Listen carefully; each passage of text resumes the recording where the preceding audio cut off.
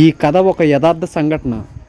అంగవైకల్యం కలిగిన మనిషికి మనసుకు జరిగిన ఓ అందమైన ప్రేమ కథ. Let's watch.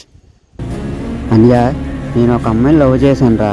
నేను అంగవైకల్యంగా ఉండని చెప్పేసి నా లవ్ని రిజెక్ట్ చేసి వెళ్ళిపోయింది. కానీ తను నా నుండి వెళ్ళిపోయినా సరే తన జ్ఞాపకాలు మాత్రం నన్ను ఇంకా ఎంటాడుతూనే ఉన్నాయి.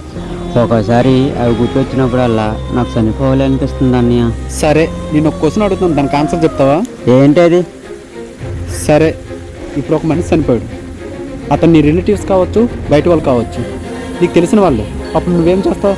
ఏముంది, కొన్ని రోజులు బాధపడతాను, తర్వాత ఆటోమేటిక్గా మర్చిపోతాను.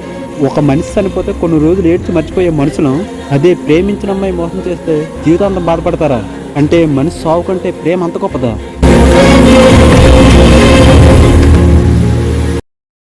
ఒక్కటి మాత్రం నిజం బ్రదర్, సీతమ్మ రాముడిని కోరుకోలేదు, విధి కలిపింది. అలాగే రాముడు సీతమ్మని అడవిల వెంట రమ్మని అడగలేదు, ఆమె తన వెంట వచ్చింది. సో కోరితేనో బతిమాలతోనో మన వెంట వచ్చేవారు మన వాళ్ళు ఎప్పటికీ కారు. గుర్తుపెట్టుకో.